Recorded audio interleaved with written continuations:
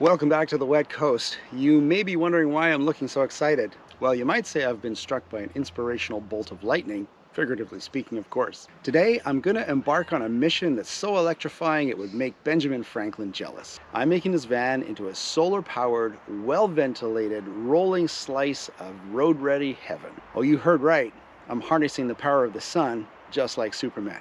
And I'm not going to install just one solar panel, but I'm going to install two on the roof of this baby. And to keep things cool and breezy, I'm also going to install a rooftop fan. Now, it comes with 2 speeds, but are 2 speeds enough? Nay. Why have good when you can have fantastic, right?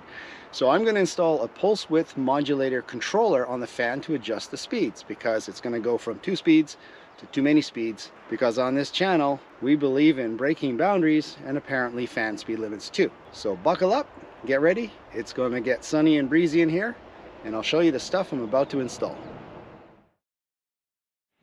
So first off are the solar panels. In the previous video I worked on this van and I reconditioned the roof to get it ready for mounting these solar panels. You saw them, I talked a bit about them, don't have to go over that again. 100 watt polycrystalline, eco-worthy, available on Amazon. I don't have a link yet, but check the description just in case. What I do want to point out is the solar panel mounting kit. No, I'm not going to mount the solar panels inside the van, don't worry. But these are a great thing to use for mounting the solar panels on the top of your van. And it comes with a cable gland, so you can run the solar panel cables through the top of your roof inside without creating any leaks. This is the solar panel mounting kit. It comes with 4 corners, 2 sides, the cable glands, and it actually comes with 2 runs of cable. I think they're about 10 foot long each. Check it out on the listing. 14 gauge, I believe, which is adequate to the task. And if you spend an extra $5, they'll even throw in one of these crimping tools. It's a stripping crimping tool. It's not the greatest thing, but if you don't have one, for $5, it's pretty cheap. So I'm going to put a link in the description to these solar panel mounting kits for the top of your van. The reason why I suggest you use these is more of a liability thing than anything else. I mean, you probably have the best fabrication skills in the world, or maybe not, but maybe not try to reinvent the wheel, because the last thing you want to do is be flying down the highway and having your solar panels peeling off your roof and going through the windshield of the Popo behind you. Not going to be a good thing. So use a solar panel mounting kit, or look on YouTube and see what other people have done. Whatever works for you, you'll have to make that decision. Now on to the other thing I'm going to be doing today. I'm going to be installing this roof fan.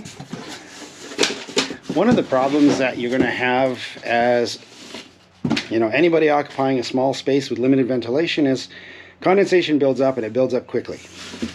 This is an awesome 12 by 12 inch fan. It opens up with a crank. It has an LED light around the outside. Right, so this is the trim ring that goes to the roof of the van. It also has the 4 LED lights around it. And there's a switch there to turn them on and off. And then there's the fan itself. It's got a screen to keep all the nasty blood-sucking beasts out of your van at night, and not just the lawyers, but the insects as well. And it also has this vent top that you can crank open from the inside to different levels.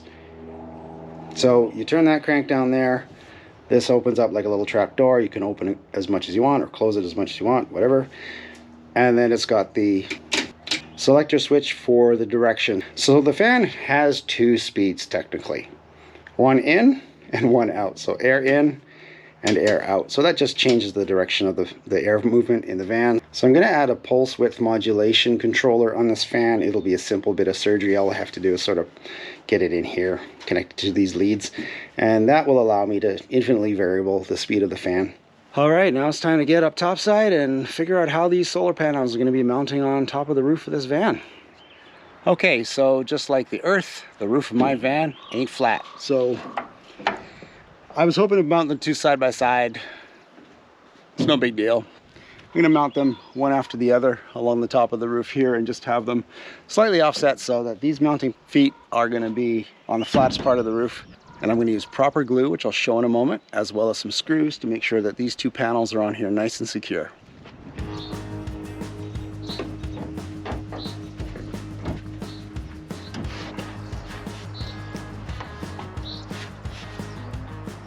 Well, I was hoping I had the length where I could put one after the other, but it doesn't look like I do. I think I will in the end have to figure out a way of mounting them transversely across. A little bit bummed out because these aren't going to work.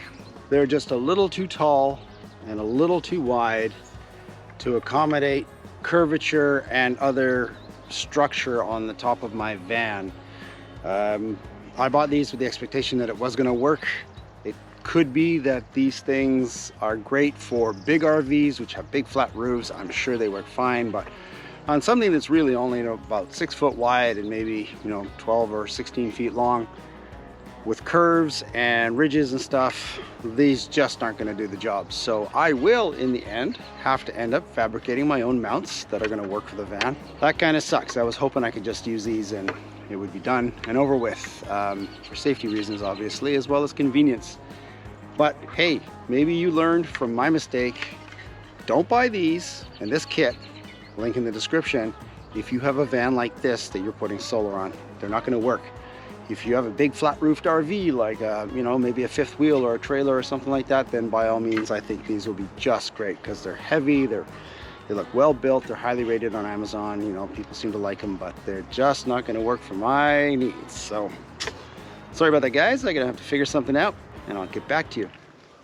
Okay, I think I've come up with a solution for mounting the solar panels on the roof of this Dodge van. I went to Home Depot and I bought a bunch of these things. These are furniture corner braces. They are made out of stamp steel. They're looks to be about between a 16 and an 18 gauge. Should be plenty strong enough.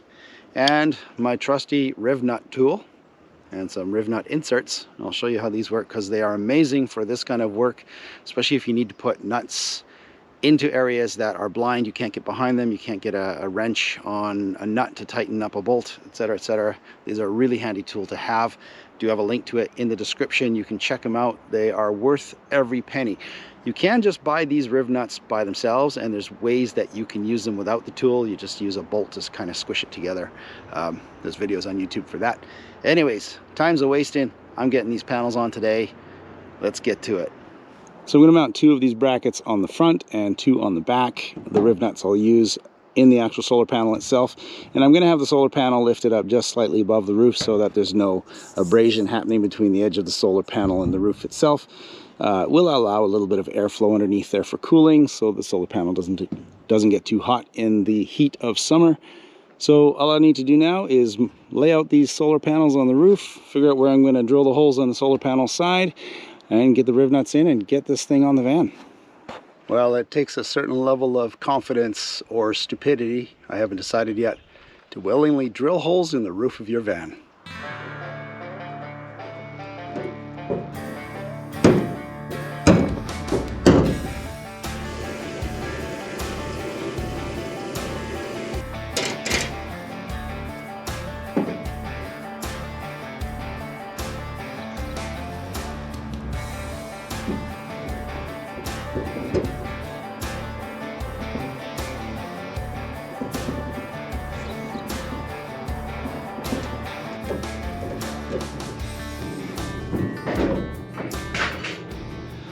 Okay, I have the nut certs installed on the top of the van for the first solar panel, and this is what it's going to look like with the brackets anchored to the roof. This is just a test fit.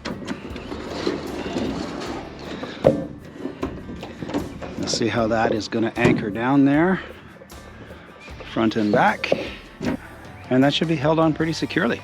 Well, there's the back side of those nut certs, and you can see how they've crimped up tight against the metal there and formed a really solid lock.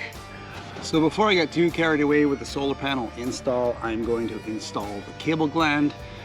This did come in that solar panel mounting kit that is of no use to me now, but at least this part is. I think I'm going to mount it right here, right in the middle, just for style points.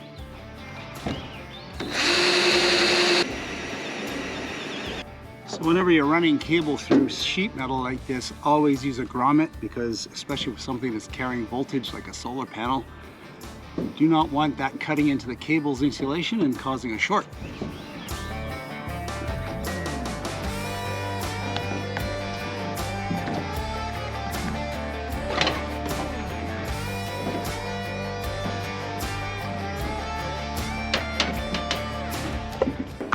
power cords through. It's just going to make it easier.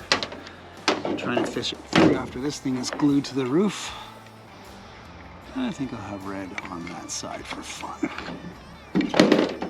Use a premium sealant when you do this stuff because you don't want to have to be up here in the rain trying to figure out where the leak is coming from. And this helps glue stuff down too.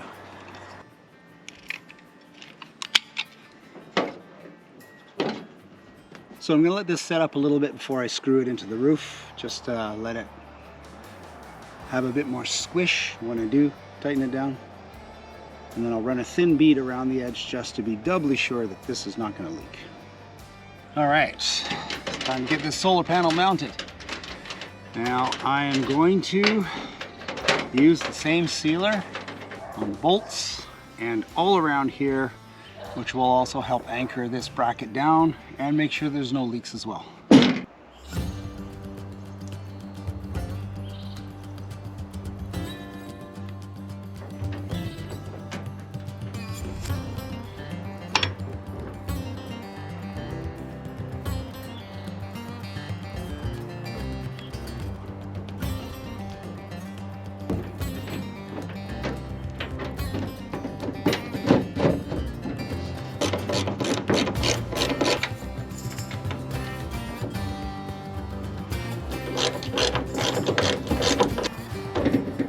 That ain't going nowhere.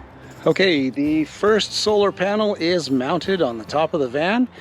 I have the gland all bolted down now and sealed so it's watertight. I ran the solar cables through there and I'll wire them up in a little bit. I've only got about an hour of daylight left, so I'm gonna put the camera down and power through getting the second solar panel installed. So I'll see you in a few minutes. Well, it was pretty late and dark when I finished installing the second solar panel last night, so I didn't get a chance to do any recording. It's all wired in and mounted to the roof and ready to go. And the next thing I need to do is turn my attention to the vent opening here and get the ceiling fan installed. But first, it's time to modify this fan. It's super easy. You don't need an electronics degree for it. In fact, you don't even need to know anything more than how to use a screwdriver and read the color red and black, positive and negative. The way I'm going to be adjusting the fan speeds for this fan is using a DC motor controller. And what it is just a pulse width modulator. Look it up if you want to know what that does. These little things are great for controlling motors, so I'm going to use it on this fan. And also another cool thing you can use these for, which a lot of people don't realize, is LEDs. And I'll give you a quick demonstration about what I mean. So this is the motor controller and they are super cheap. You can buy a pack of 2 of these from Amazon. I do have a link to these things in the description for the video. And all they do is they take a positive and negative power in, and then the motor or whatever it is you want to control voltage wise as the output. And these things have a pretty broad voltage range. It's about 8 volts to 36 volts I think, but that's going to depend on the module that you buy. So what I've got here is an LED, and I am going to connect the motor control to the LED itself and then feed it 12 volts, and I'll show you how I can brighten and dim the LED. This would work with overhead lights or whatever other type of 12 volt lights you have in whatever setup you've got going. Just a matter of undoing the terminal screws there and getting the proper lead connected to the proper terminal. Just pay attention to the polarity. Okay, so I have my variable DC power supply, turn it on, it's at about 12.5 volts, and I have the motor controller connected to the power and then connected to the LED. And you'll see when I turn this on, at the lowest setting the LED is quite dim, and then as I turn the knob farther and farther it gets brighter and brighter. Now let's see that in action on the actual fan itself. Alright, fan is connected. I've just taken the 2 power leads out of the fan. Negative to black, positive to red, power in, fan out. Now I'll turn it on, same settings as before, 12.5 volts. And on the very low setting, you see how slowly that fan spins. And I can get it down very slow if I want to. Or as I turn the motor controller up, faster and faster. All the way to top speed. Alright, time to drill a hole in the fan, mount the power controller in there, and void this thing's warranty. Taking this fan apart should be easy enough. It's just a matter of lifting these little caps out, and down the hole is a Phillips head screw.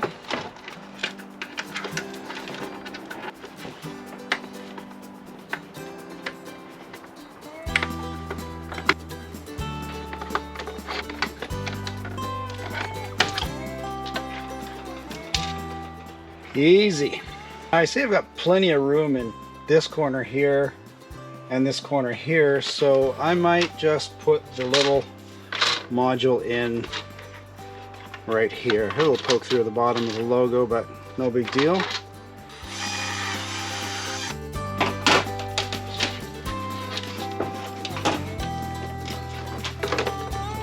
Perfect. Try very hard not to actually get it on the potentiometer.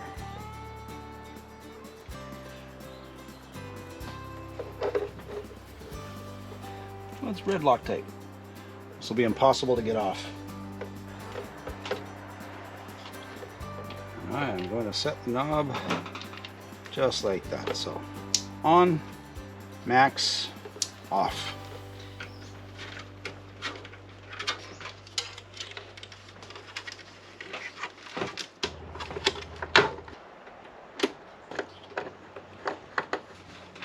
All done. Gonna hook it up and test it now. Okay, wires are all connected. Turn on the power supply and let's see if she works.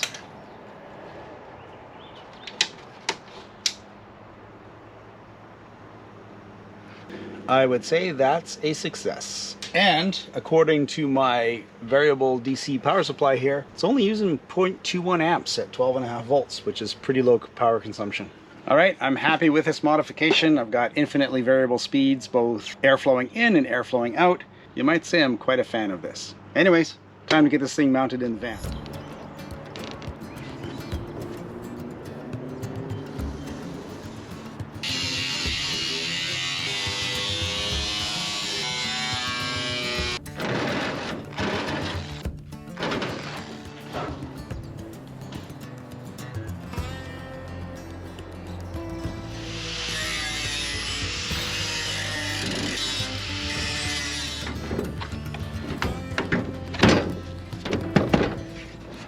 A little rust prevention.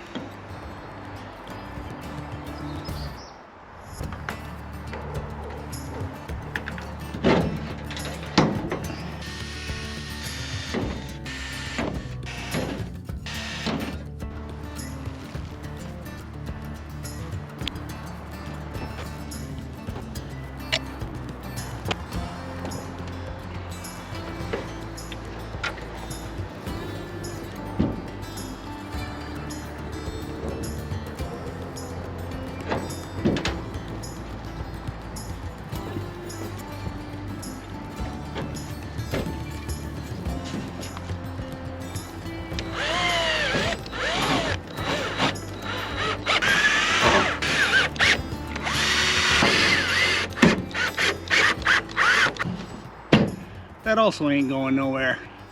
Well, I gotta say, installing this little roof vent slash forced air fan was a bit of a breeze, and I'm happy with the way it turned out. And with that, this video is coming to a close. Hope it wasn't too long for you. If you enjoyed the video, why not hit the like button? And if you enjoy what I'm doing with this channel, why not subscribe? Pass it around to your friends and family, maybe they'll enjoy it too, and it's gonna help me grow the channel. Anyways, thank you for watching. I will see you in the next video.